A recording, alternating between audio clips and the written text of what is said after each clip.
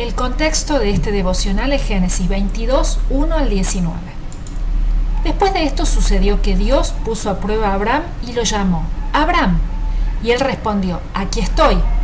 Y Dios le dijo: toma ahora a Isaac, tu único hijo, al que tanto amas, y vete a la tierra de Moria. Allí me lo ofrecerás en holocausto, sobre uno de los montes que yo te diré. Al día siguiente, Abraham se levantó, le puso la albarda a su asno y se llevó consigo a 2 de sus siervos y a su hijo Isaac. Cortó leña para el holocausto y se dispuso a ir al lugar que Dios le dijo. Génesis 22, 1 y 2. Dios se había comunicado con Abraham nuevamente. Sin embargo, esta vez no fue para transmitirle una bendición ni para hacerle alguna promesa. Esta vez, el Señor tenía un pedido especial para él. Dios quería que Abraham sacrificara a Isaac, su hijo amado, el hijo de la promesa, el hijo por el cual él y Sara habían esperado durante tantos años, y lo ofreciera en sacrificio para el Señor. No cabían dudas, la orden era clara. Ante esta demanda del Señor, Abraham podría haber tomado diferentes posturas. Él podría haber dudado de que Dios realmente estuviera pidiéndole que ofreciese a su hijo en holocausto. También podría haber discutido con Dios, intentando hacerle cambiar de opinión. O quizás también podría haber buscado el consejo de otras personas que lo convencieran de que no era conveniente obedecer a Dios. No obstante, aunque el mandato que Dios había dado era muy difícil de entender y todavía más difícil de cumplir, Abraham no dudó ni un solo momento.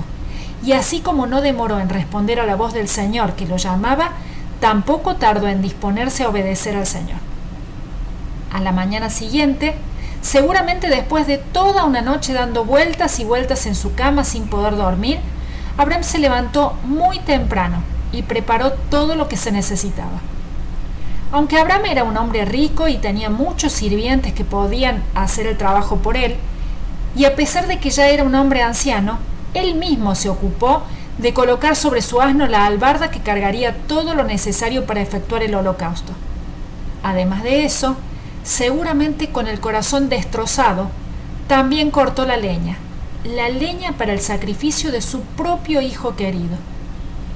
Luego, cuando todo estuvo listo, se dispuso a salir junto a Isaac y a 2 de sus sirvientes hacia el lugar que Dios le había indicado. Sin que Abraham lo supiera, Dios había estado entrenándolo justamente para este momento. Al principio, Dios le había dicho a Abraham que debía dejar su familia en Ur de los Caldeos e ir al lugar que él le mostraría. En esa ocasión, aunque con ciertas fallas, Abraham obedeció. Más tarde, Dios le había dicho que dejara ir a Ismael. Esa fue una decisión muy difícil para él, porque Ismael era su primer hijo. Sin embargo, Abraham había obedecido sin dudar. Al parecer, Dios utilizó cada una de estas experiencias para hacer que la fe de Abraham en él se volviera más y más fuerte. A esta altura de su vida, Abraham había aprendido que obedecer a Dios era lo mejor que podía hacer. Abraham no estaba feliz ni tampoco se sentía cómodo con lo que Dios le había pedido.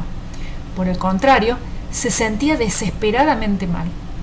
No obstante, a pesar de que se trataba de algo terriblemente difícil, él no dudó ni un solo instante en obedecer a Dios. Seguramente pensó: Dios es Dios. No entiendo por qué me pide que sacrifique a Isaac, pero no me corresponde a mí preguntar por qué Él quiere que yo haga esto. Solo me corresponde obedecer, por lo tanto, eso haré.